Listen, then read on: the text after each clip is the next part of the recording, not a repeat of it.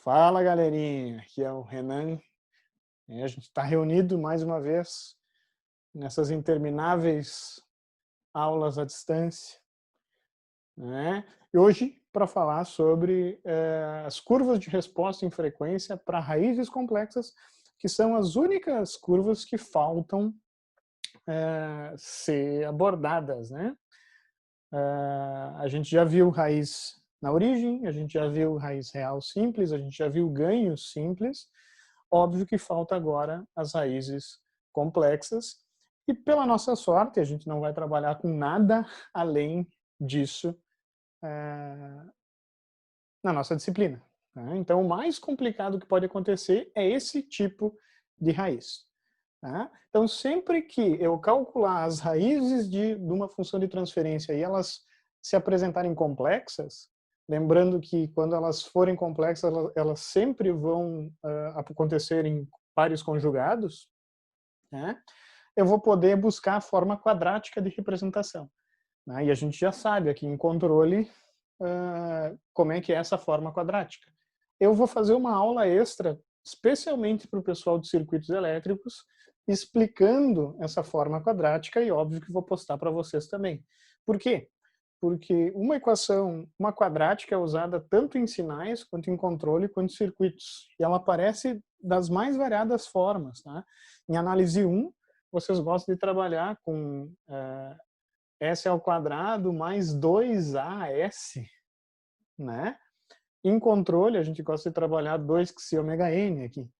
Na verdade, é a mesma merda. Então, eu vou fazer uma aula para esclarecer esse tipo de situação.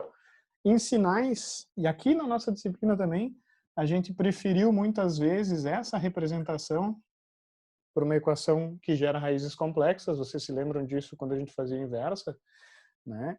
Então, na verdade, a representação que a gente usa é muito mais por conveniência do que como se fosse uma obrigação. Tá? Então, nesse momento, quando eu vou trabalhar com a curva de resposta em frequência, é conveniente para a gente conhecer o ômega n e o fator de amortecimento da raiz. Tá? Em controle, a gente já viu essa forma aqui, a gente chamou de forma padrão, né? S ao quadrado mais 2 ômega n s mais ômega n ao quadrado.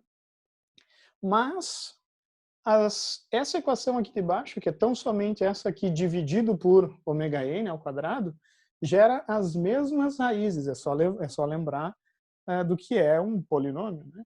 Se eu multiplicar ou dividir por um fator, esse polinômio só vai ser escalonado, mas as raízes não vão mudar.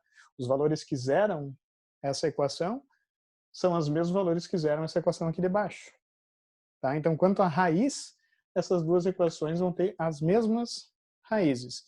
E por que que essa segunda forma quadrática é mais interessante para nós? É só olhar aqui a função de transferência. Essa função de transferência que tem as raízes aqui, ó, né? Se eu fizer o S valendo zero, eu vou ter 1. Eu vou ter um ganho unitário. Tá? E, na verdade, não importa tanto xi quanto ômega n, esse carinha, se eu substituir o S por zero, sempre vai dar 1. Em controle, a gente diz que o ganho DC dessa função sempre vai ser unitário, independente do valor de ômega n. Então, é uma forma mais conveniente de se expressar uma forma padrão para a função de transferência que eu quero obter a resposta em frequência, se eu usar essa forminha, não é nem fórmula, tá, pessoal? Essa representação. S ao quadrado sobre ômega n ao quadrado mais 2xi sobre ômega n s mais 1. Tá? Lembranças. Vocês de controle têm que saber isso de cor. O pessoal de circuitos vai ter que ver uma aula extra para entender. Tá? Mas as raízes desse polinômio aqui vão estar localizadas em menos xi ômega n, mais ou menos j ômega n raiz de 1 menos xi ao quadrado. Tá?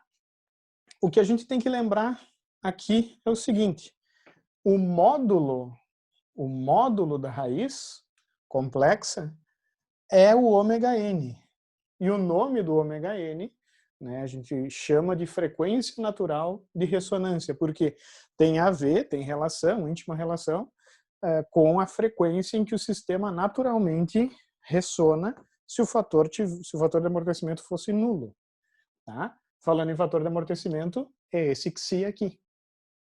Tá? Então, na real, pessoal, o módulo do polo ou do zero complexo é a frequência natural de ressonância ômega-n, dado por radianos por segundo. Beleza? E o fator de amortecimento, o Xi, tá? Ele está intimamente relacionado com o que eu gosto de chamar de grau de arregaçamento da raiz. Como assim grau de arregaçamento? Raízes muito próximas do eixo real, assim, são bem fechadinhas, né? Elas têm um ângulo bem fechadinho entre elas, ó, né? Essas raízes que são muito próximas de serem reais vão ter fatores de amortecimentos altos, fator de amortecimento próximo de 1. Né? Se o fator de amortecimento for maior do que 1, a raiz não vai ser complexa. Se o fator de amortecimento for 1, a raiz é real repetida. Se eu vou diminuindo o fator de amortecimento de 1 para 0,7, 0,5, 0,4, 0,3, 0,2, 0,1, 0,01 e assim por diante, essas raízes elas vão se tornar cada vez mais imaginárias. Eu gosto de imaginar que elas estão arregaçando cada vez mais, abrindo mais. Tá? E faz todo sentido, a gente vai ver.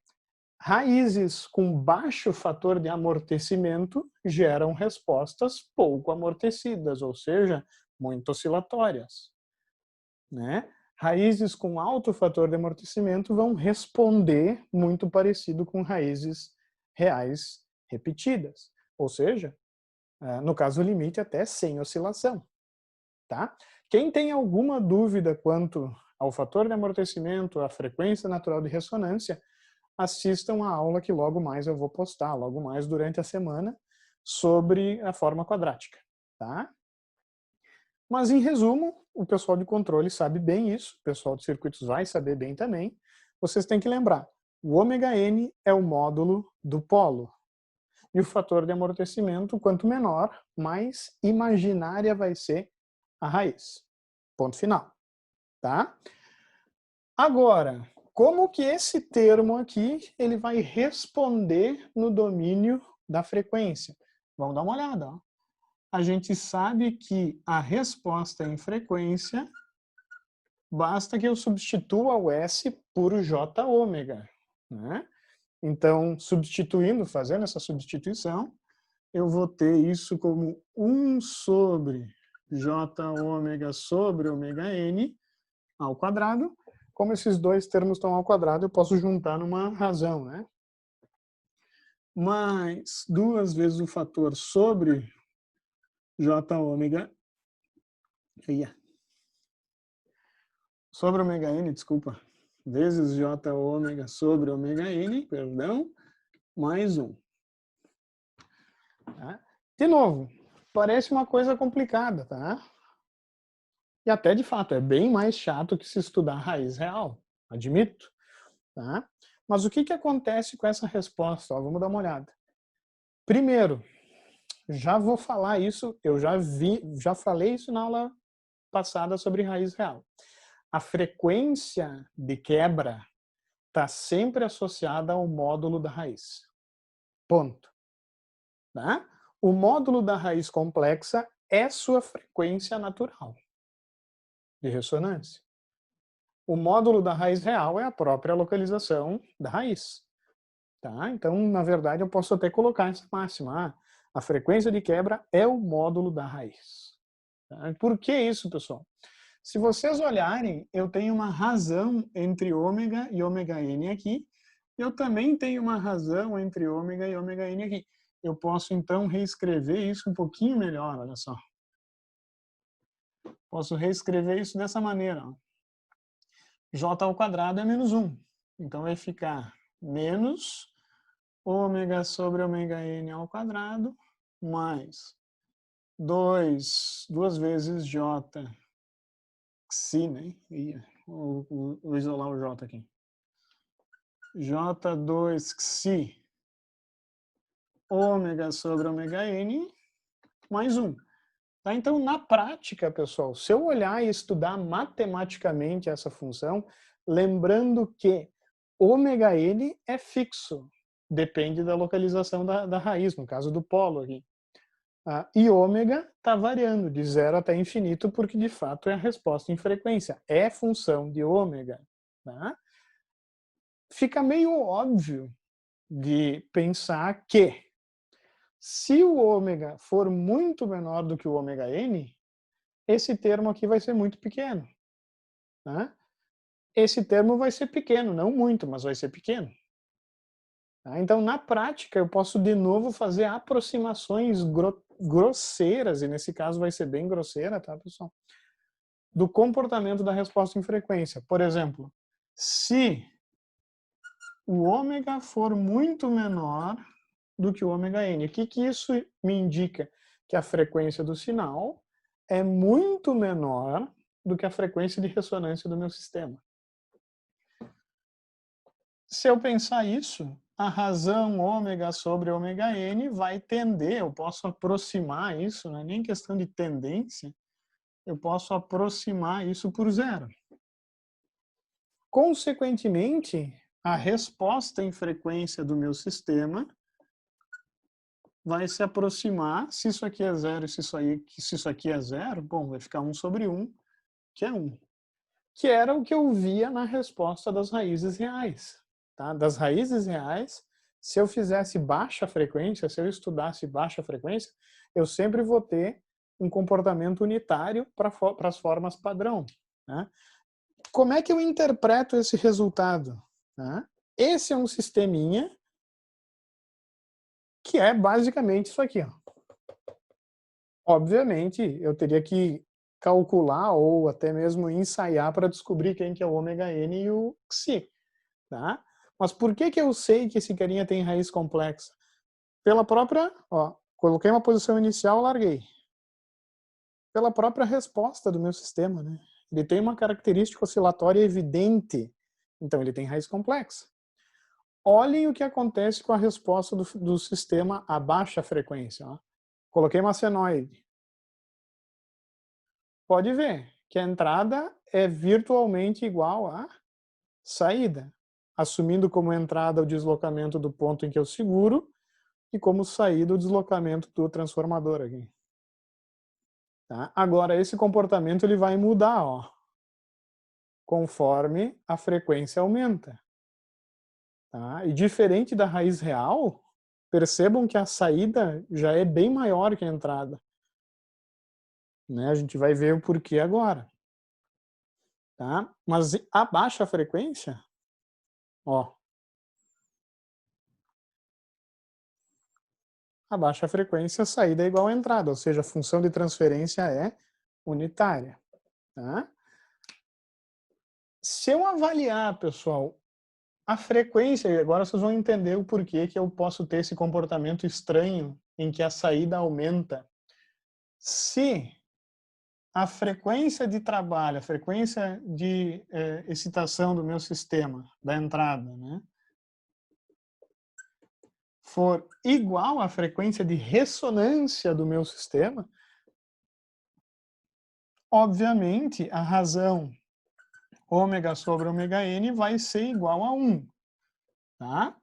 E a minha função de transferência para essa frequência, tá? Então eu teria que colocar aqui ômega n, inclusive, é o G de J ômega n, é o sistema na frequência de ressonância, vai ser igual a 1 sobre, esse carinha vai ficar menos 1, porque é menos 1 ao quadrado, mais J2 xi vezes 1, mais 1. Esse menos 1 cancela com 1. O meu sistema ele vai ser exatamente 1 sobre J2 xi. Se eu pensar na magnitude, o módulo desse carinha aqui, se eu calculo o módulo dessa função, eu vou ter 1 sobre 2 xi. E a fase dessa função vai ser menos 90 graus, que não é nenhuma função, né? Isso aqui vai ser uma constante, né? Não tem ômega aqui, é direto só um valor. Então, na frequência... E olha, olha como isso é interessante, pessoal. Isso aqui vocês têm que entender o que está acontecendo por trás. Na frequência de ressonância, a amplitude do sistema é dado pelo inverso de 2 vezes o fator de amortecimento. Vocês têm que entender o seguinte: se o fator de amortecimento é pequeno, se eu tenho um baixo fator de amortecimento, o meu sistema amplifica, né, a entrada. Faz sentido isso? Pessoal, faz todo sentido. Pensem num balanço, tá? Que é um pêndulo, né? Pense num pêndulo. Vai ficar uma merda aqui porque isso aqui não é bem um pêndulo, né? Tá bom. Ó. Pêndulo. Caramba, tem aí, ó.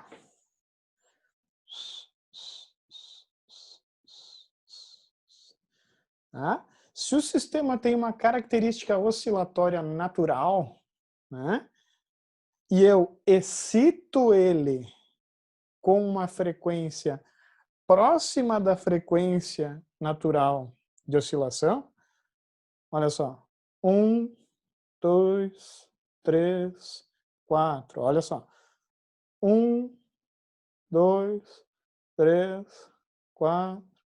Vocês perceberam como essa oscilação ela foi se amplificando, digamos assim? É o exemplo clássico do balanço, né? Uma criança, quando se embala, sabe, ela pensa assim, pá, a frequência de ressonância desse negócio aí é tanto, então eu vou usar essa frequência para me embalar.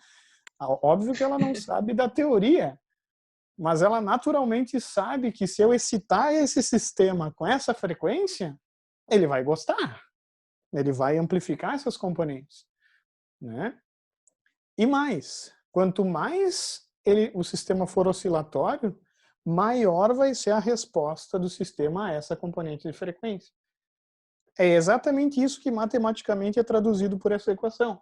Porque se eu tenho 1 sobre 2 vezes o fator de amortecimento, se eu uso um fator pequenininho, se eu tenho no sistema uma raiz muito complexa, muito imaginária, digamos assim, tá? O psi é pequeno. Isso significa que o ganho da função vai ser grande para aquela componente de frequência. Vai ser tão maior quanto mais oscilatório for o sistema. Aí que está a beleza disso. Tá? É uma coisa chata, mas ao mesmo tempo legal, né?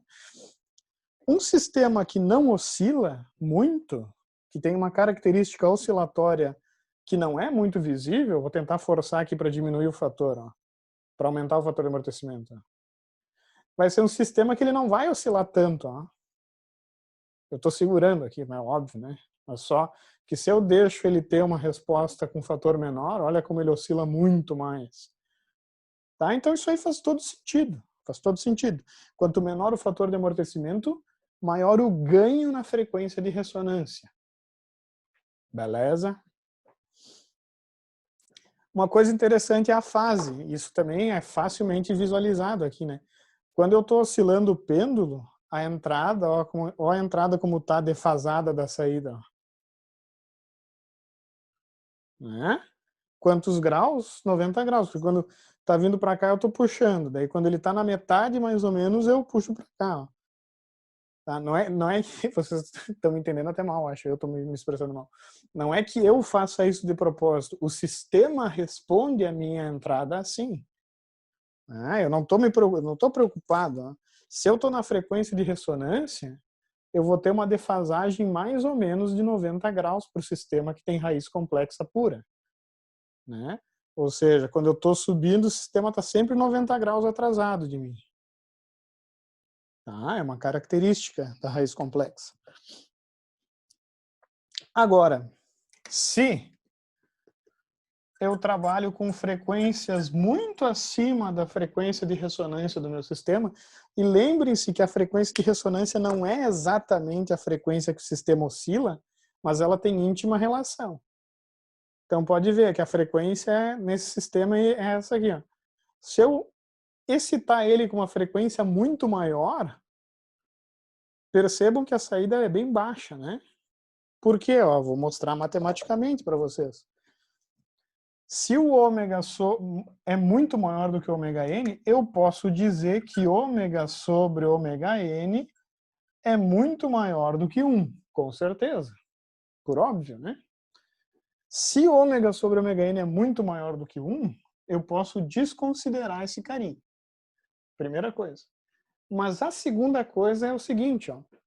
Se eu tenho uma coisa muito grande ao quadrado mais uma coisa grande, se eu avaliar o limite, essa coisa grande ela vai se tornar pequena quanto mais grande for, porque aqui eu tenho um grande ao quadrado, né? Eu sei que é ridículo falar isso, mas é literalmente o que acontece. Então, na prática, quando eu tenho ômega muito maior do que a frequência de ressonância, esse termo aqui, ele é maior do que tudo isso aqui, muito maior, não um pouco maior, muito maior. Então eu posso desconsiderar esse resto aqui, porque vai ser muito pequenininho e vai ter pouca influência na resposta. Então essa função ela vai se aproximar desse comportamento, ó, que se eu der uma mexidinha aqui, isso aqui vai tender, mais ou menos, para ômega n ao quadrado vezes 1 sobre ômega ao quadrado com fase 180 graus. Estranho, né? Mas é só matutar um pouquinho em cima disso aí e vocês vão entender. Isso aqui está no denominador, eu posso inverter, né? Eu posso levar esse ômega n para cima ao quadrado. E o que eu quero que vocês notem é o seguinte. Ômega n vai ser um número, por exemplo, 2. Aqui vai ficar 2 ao quadrado, que é 4. Mas o ômega varia. E como essa variação aqui no denominador é quadrática, é 1 sobre ômega ao quadrado, esse sistema ele vai se comportar muito parecido, né, de uma maneira muito parecida, a raiz na origem dupla, com duas raízes na origem. Por quê? Porque eu tenho ômega ao quadrado aqui no denominador. Se eu fizer, eu não vou fazer matematicamente, porque eu acho que não digo que não vale a pena, mas devido ao tempo mesmo, essa curva aqui, sempre que eu dobrar a frequência, eu vou cair 12 dB. Sempre que eu multiplicar por 10 a frequência, eu vou cair 40 dB. Tá? Então, na verdade, a curva 1 sobre ômega ao quadrado, ela tem a mesma inclinação de duas raízes na origem, e a gente sabe que é 40 dB por década ou 12 dB por oitava de frequência. A gente já viu essa curva na primeira aula sobre as curvas, né? Então, o que acontece com a raiz complexa? Ela tem também uma quebra de comportamento como a raiz real, né? Eu venho me comportando como um ganho, né? Eu passo pela frequência em que acontece uma coisa louca aqui, que é a frequência de ressonância, e a partir dessa frequência, que eu já explico essa coisa louca que acontece, né? A partir da frequência de ressonância, a curva começa a ter uma característica de polo na origem, caindo dBs por década. Tá? Então, ora se comporta como ganho, ora se comporta como polo na origem. Por quê? Porque, de fato, esse carinha é um polo, né? Então, eu vou ter que verificar esse comportamento, só que aí que tá. Esse comportamento ele não acontece para todo o espectro, né? Ele acontece só a partir de uma frequência, que é a frequência de quebra, que está associada à frequência de ressonância, que matematicamente é o módulo do polo. Tá? No próximo quadro eu vou mostrar como que é a curva de resposta em frequência do polo complexo. Vou falar sobre a curva do zero e a gente vai fazer um exemplo. Tá? Então, como é que é a assíntota de magnitude e a assíntota de fase desse polo complexo? Se eu olhar sem desenhar nada, sem indicar nenhuma inclinação, vocês iam dizer que essas assíntotas aqui elas são exatamente as assíntotas da raiz real. Por quê? Porque é muito parecido, olha só. A assíntota de magnitude do polo complexo vem se comportando como um ganho até a frequência de quebra, que é ômega-n nesse caso, ômega-n, que é o módulo do polo, né? E a partir desse carinho ele vai cair. Ups, mas é igual. É igual. A única diferença é que essa inclinação aqui, ó, da assíntota é 40 dB por década ou 12 dB por oitava, ou seja, é o dobro. Tá? É a inclinação vezes 2. Por quê? Porque um polo complexo são 2 polos. Faz todo sentido. Né? Assíntota, uma coisa, né? Ele parte de 0 dB. Então aqui é o módulo do gene. Né? A assíntota de fase, ela começa em 0 grau. É 1 com fase 0 isso, né? E ela vai terminar com fase menos 180. Aqui é mais 180, eu posso colocar um menos aqui, porque é a mesma coisa. É menos, de fato, tá, pessoal? Fica mais fácil de entender por quê. Porque a fase era 0, passou por menos 90 e vai terminar em menos 180. Daí dá um sentido realmente mais do que está acontecendo. A fase, ela está atrasando. Né? Só que ela não atrasa só 90 graus. Aqui ela vai atrasar 180 graus pelo fato de eu ter, de novo, 2 raízes. Então, as assíntotas, elas não vão mudar a não ser pelos valores aqui. Né? O que vai mudar, e vai mudar drasticamente, é a curva real. Tá? A curva real para a raiz complexa não é uma só. Tá? Na verdade, a curva real depende do fator de amortecimento. É regida pelo fator de amortecimento. Tá? E vocês têm que pensar, ó, se o fator de amortecimento for baixo, tá, eu vou ter o que a gente chama de pico de ressonância nessa curva. Né? E é bem fácil de entender, eu já mostrei para vocês. Né? Por um sistema com raiz complexa, eu venho de 0 dB e passo por uma faixa de frequência em que eu tenho um aumento no ganho, né? E depois eu tenho de novo uma diminuição e aqui eu já estou entrando os 40 dB por década. Quanto mais rápido eu oscilar, menor vai ser o efeito no transformador, né? Então, o que vai acontecer com essa curva? Ela pode, isso depende de si, ela pode ter esse comportamento aqui. Uou.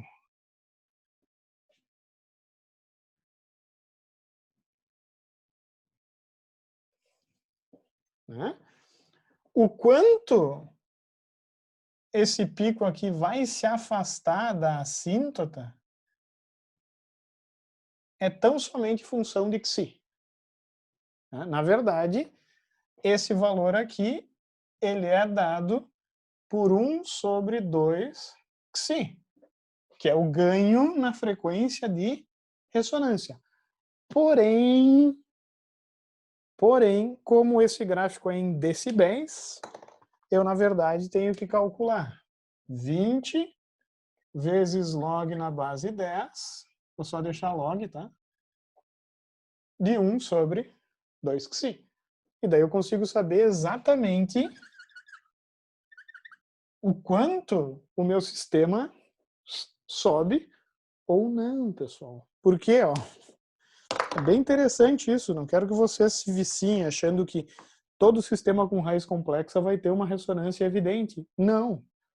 Os únicos sistemas que têm esse pico saliente, né, são sistemas que têm baixo fator de amortecimento. Vou dar um exemplo. Se o fator de amortecimento for 1 o caso limite. Se o fator de amortecimento for 1, esse sistema aqui, ele não amplifica as componentes na frequência de ressonância, né? Muito pelo contrário. Com Xi valendo 1, o ganho é 1/2. Então, na verdade, o sistema reduz o ganho do sinal de entrada, né? Na saída. Né? O sistema tem um ganho menor do que 1. Tá? Então, na verdade, para cada valor de Xi, eu tenho uma curva diferente aqui. O que é uma merda, né? Mas é a vida. Então, o que acontece?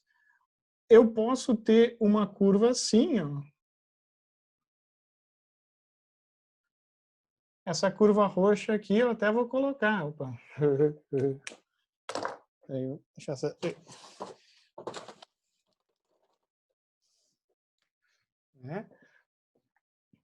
Essa curva roxa, o meu fator de amortecimento é 1, por exemplo. Né?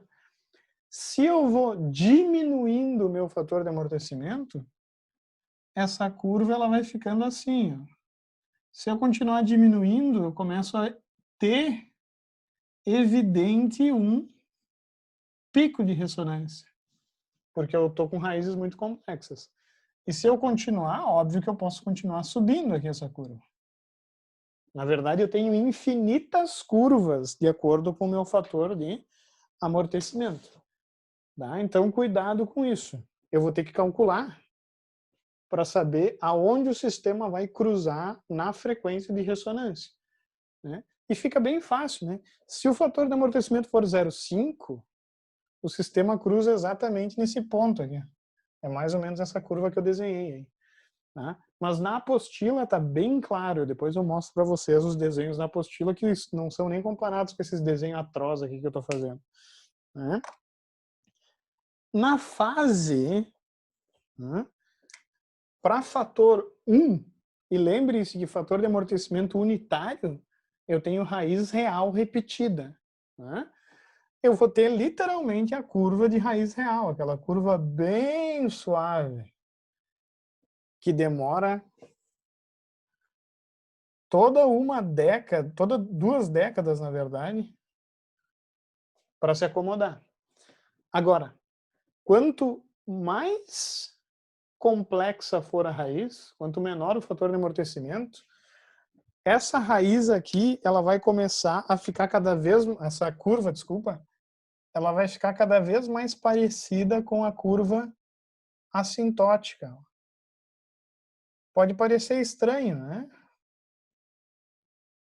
Mas, na verdade, eu vou ter a curva cada vez mais juntinha da assíntota. Então, eu gosto de escrever aqui, ó. Isso aqui é Xi tendendo para 1, e essa curva aqui, vou desenhar numa outra cor, que é praticamente a assíntota. Esse Xi aqui, ele está tendendo a 0. Mas entre essas duas curvas, obviamente, eu tenho uma infinidade, né? Porque o fator de amortecimento pode ser de 0 até 1, né? Então eu tenho infinitos valores. Tá bom? Estamos entendendo? A curva para polo são essas. Então, o que eu tenho que fazer? Eu tenho que calcular a frequência de ressonância do polo. Eu tenho que calcular também o fator de amortecimento para poder esboçar a curva real. Tá? A assíntota não depende do Xi, mas a curva real, sim. Tá? Então a assíntota eu posso traçar sem o fator de amortecimento, mas para ter um traçado bem preciso, e isso é bastante importante em alguns casos, tá, pessoal? Para ter um traçado preciso, eu tenho que calcular o fator de amortecimento da raiz. Um detalhe que ninguém perguntou, então eu vou falar. Se o fator de amortecimento for 0, pode ser, isso implica numa raiz totalmente complexa. Esse pico de ressonância ele vai até o infinito. Pode parecer estranho, né? Mas quando eu faço o fator de amortecimento 0, significa que se eu largo esse pêndulo, ele fica assim eternamente. Se para esse sistema eu aplicar uma entrada igual a essa frequência, esse pêndulo vai começar a girar e vai girar indefinidamente, cada vez mais rápido, né? Ou seja, a saída ela vai divergir pelo fato do sistema não ter amortecimento. Né? Então, literalmente, é um caso de ressonância pura. Muita gente usa aquele exemplo da Tacoma Bridge para falar sobre o fenômeno da ressonância, e de fato é. Tá? Aquela ponte que quebrou porque os ventos coincidiram com a frequência de ressonância, é. Mas uma coisa que o pessoal se confunde é pensar em ressonância só quando a raiz é complexa, pura. Não.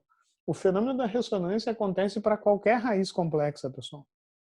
É óbvio que é mais evidente esse pico em que o sistema responde muito fortemente quanto mais complexa, quanto mais imaginária for a raiz. Tá? E no caso da Tacoma Bridge, provavelmente as amplitudes foram maior do que a resistência mecânica, provavelmente não, né? Foram, porque a ponte ruiu, né? Mas não necessariamente ela ia ficar aumentando a oscilação para sempre, né?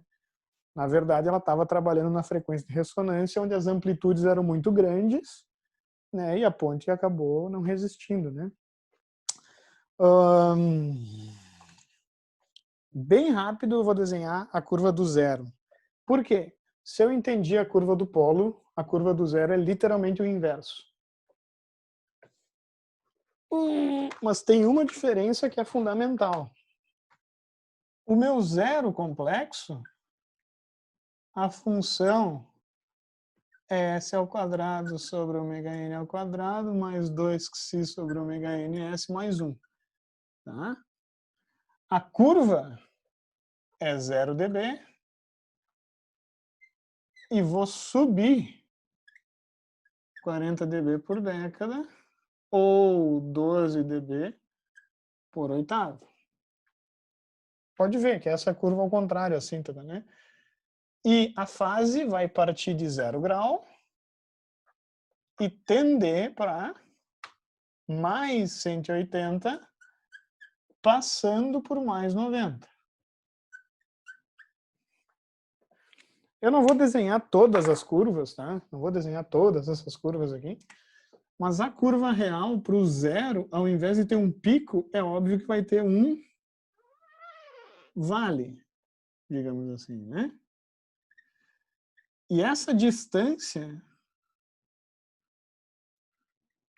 eu calculo 20 vezes log de 2 vezes o fator de amortecimento. Ó, cuidado, que é o inverso. Para o polo, como o polo está no denominador, é 1 sobre 2xi. Para o zero, é 2xi no numerador. E faz sentido, porque o zero, se eu for pensar, é literalmente a frequência em que o sistema zera aquela componente de frequência. Né? Então é bem plausível que eu tenha uma diminuição do ganho do sistema quando eu tenho um zero complexo com baixo fator de amortecimento. Né? Para entender um pouquinho melhor, eu até posso explicar em função desculpa a redundância, em função da função de transferência. Né? Pensa o seguinte, um sistema que eu tenho polos muito complexos, né? Se eu aplico um sinal que esteja próximo desses polos, eu vou ter um ganho muito grande. Porque é a própria definição de polo, né? São os valores de S que fazem S tender para infinito. E é por isso que se eu tenho um polo muito próximo do eixo imaginário, lembrando que a minha entrada eu posso expressar como exponenciais e na ST.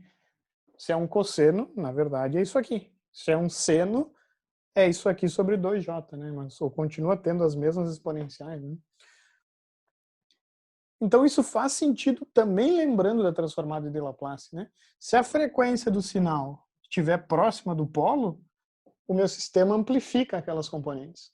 E é exatamente por isso que se eu tenho um zero aqui perto, né, eu vou acabar atenuando as componentes de frequência se o meu sinal de entrada passar perto por daquelas componentes de frequência. Tá? Então, é bem bacana isso, né? Uma teoria matemática do capiroto, mas que eu acho demais. A fase, ela vai de 0 até 180. Um detalhe, tá, pessoal? Não me importa que vocês sejam artistas aqui. Eu não quero o traçado da fase bonito, tá? A magnitude eu consigo traçar com certa precisão, devido ao cálculo que eu posso fazer. A fase, eu quero só que vocês, para raiz com baixo fator de amortecimento, façam uma fase bem perto da assíntota. Tá? Para raízes com alto fator de amortecimento, façam uma curva mais parecida com uma curva de raiz real, que a gente viu na aula passada. Tá? Eu não vou me importar com precisão na fase. Você só tem que entender esse comportamento. Deixa eu mostrar essas curvas bonitinhas para vocês. Ó. Essa curva, essa superfície azul, é literalmente o ganho da transformada, da função de transferência, né, do meu sistema. Essa curva em vermelho é literalmente a resposta em frequência. Tá? Ela só não está, obviamente, no diagrama de Bode aqui. Tá? Mas é a intersecção, é o G de J ômega. Essa linha vermelha, ela é literalmente a resposta em frequência. Esse é um sistema com polo real. Tá? Se eu vou deixando os polos mais imaginários, diminuindo o meu fator de amortecimento, olha o que acontece com a curva de resposta em frequência. Ó. Tá vendo que eu vou formando esse escalombo? Olha só, olha só, olha só. Tá? Até o momento em que eu tenho raízes sobre o eixo imaginário, que esses picos aí eles tenderiam para infinito, né? Só não consigo representar, né? Aqui, ó, pessoal, eu queria mostrar as curvas bonitinhas para vocês. Tá aqui, ó. Então, essas são as curvas dos polos, né, em que eu tracei para vários valores de fator de amortecimento, inclusive valores maiores do que 1. Ó, tá? Não é muito comum, mas eu gosto de mostrar que essas contas valem até para xiva maior do que 1. Eu posso calcular 20 vezes log de 1 sobre 2 xi e vai cair bem certinho aqui na curva. Tá? Mas a gente vai usar muito mais para raiz complexa, porque quando o fator de amortecimento é maior do que 1, eu posso dividir em duas raízes reais e traçar assíntotas separadas. Tá? É assim normalmente que se faz. Então percebam como, vou dar um zoom aqui, percebam como para raiz bem complexa, aqui o fator de amortecimento é 0,005, eu tenho a curva muito próxima da assíntota, né? Então, eu tenho uma curva bem próxima da síntese. Né? Aqui eu tracei o diagrama de Bode em 3D, né? Em que eu coloquei o fator de amortecimento aqui num eixo, a razão ômega sobre ômega n aqui. Né? Então percebam como o calombo vai ficando cada vez maior. Ó. Né? Enquanto a fase também, ela vai ficando cada vez mais quadradona, tá vendo? Ela começa bem suave e vai enquadradando, juntando com a síntota. Para o zero, eu tenho literalmente as curvas invertidas. Ó. Tá? E também eu coloquei esses gráficos aqui para quem... eu sinceramente porque ficou bonito. Eu gostei, daí eu botei. Tá? E aqui eu faço toda essa abordagem que eu falei na teoria, também coloco na apostila, tá? Explicando para vocês o porquê dessa frequência de ressonância, né? Porque na verdade, quando eu aplico uma senoide, né, o meu sinal ele está sobre essa linha vermelha. Então, quanto mais complexa for a raiz, maior vai ser os picos aqui, né? Quando eu tiver em frequências próximas, né? Então eu vou ter uma resposta muito forte no meu sistema. E para o zero também, né?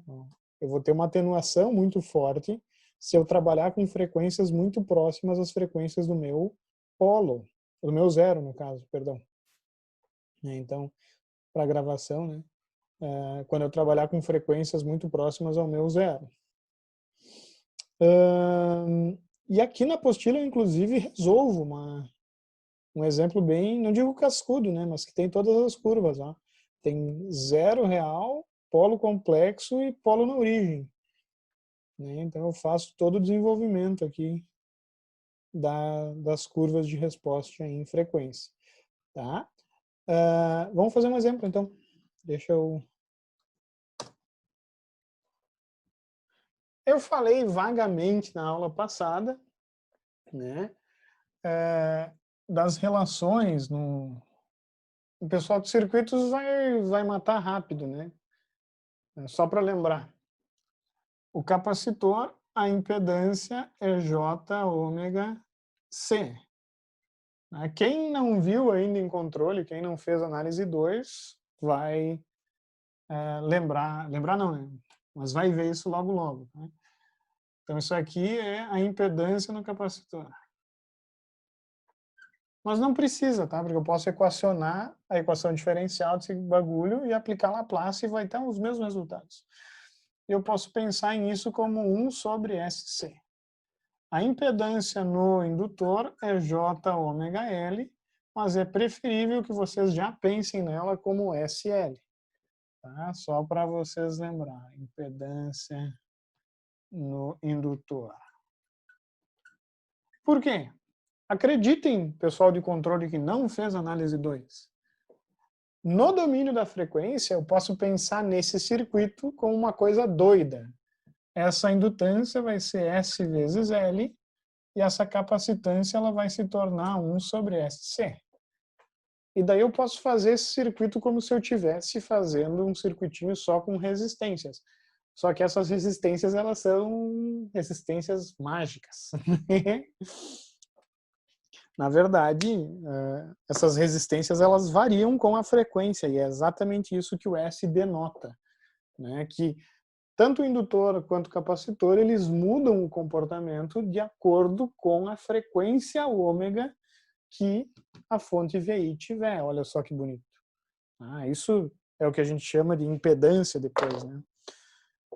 Não só o comportamento de magnitude, né, mas também o comportamento na fase.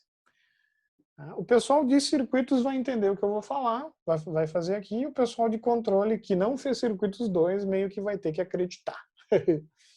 Ou equaciona no tempo, né, lembrando que se eu fizer uma malha aqui, por exemplo, né, a tensão no indutor é proporcional à derivada da corrente. Né? E a tensão no capacitor é proporcional à integral, né, da corrente. E como eu vou ter integral, daí eu derivo dos dois lados para ter a equação sem a integral, né? Então eu vou ter uma derivada dupla. Vocês estão entendendo o que eu estou falando? Ou eu tô... Vocês estão entendendo, né? Vocês já equacionaram essa porcaria em análise 1? Sim. Já, né? Já. Exatamente. Então, se eu quiser daí uma equação puramente diferencial, sem ter a integral, eu teria que derivar tudo, né? Daí vai ficar a derivada segunda aqui, vai ficar o próprio valor da corrente aqui, e daí vai ser a derivada da corrente aqui. Então eu tenho a corrente, para ter a tensão é só multiplicar por R. Né? Mas enfim. Quem já fez análise 2 pode resolver isso por divisor de tensão, por mais estranho que isso possa parecer. VO de S, vou fazer rapidamente a função de transferência VO sobre VI aqui. VO de S vai ser igual VO sobre VI, vou fazer direto. Tema de casa para vocês encontrar essa função de transferência sem usando equação diferencial mesmo. Né? Vai ficar R sobre SL mais 1 sobre SC mais R. Pode ver que eu apliquei divisor. Ó. Resistência que eu quero sobre o somatório das resistências, só que levando em consideração SL e 1 sobre SC. Né? Fazendo umas modificações aqui, eu posso chegar na função de transferência VO sobre VI igual a RSC, SRC, fica mais bonito, mais S ao quadrado LC mais SRC mais Percebam uma coisa bem interessante. A forma padrão que a gente trabalhou, vou escrevê-la aqui embaixo, né? Vai entrar assim, ó. É S ao quadrado sobre ômega n ao quadrado mais 2xi sobre ômega n s mais 1. Vocês se lembram disso?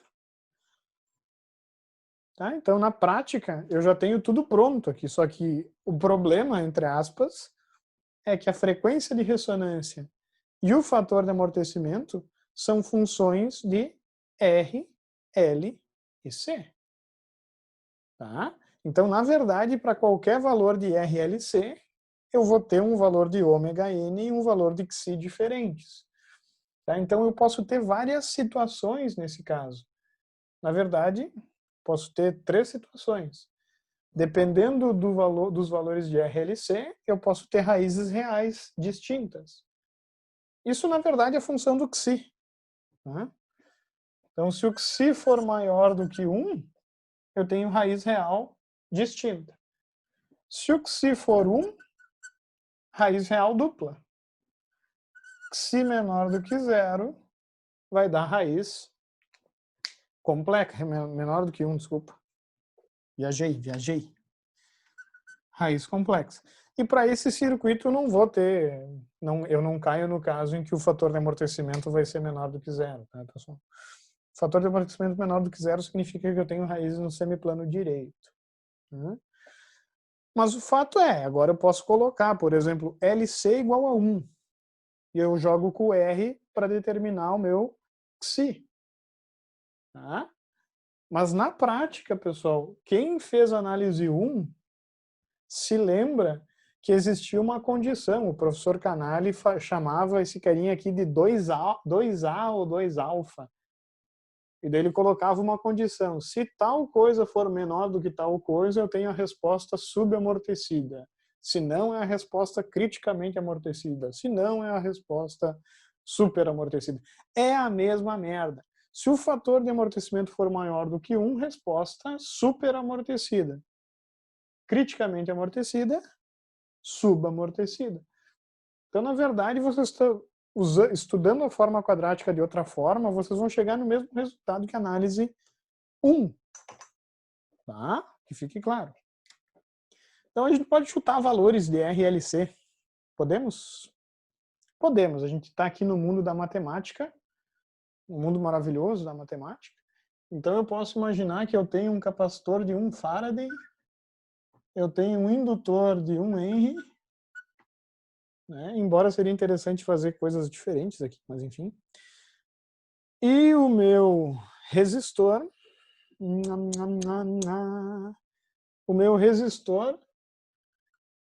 é de 1 ohm.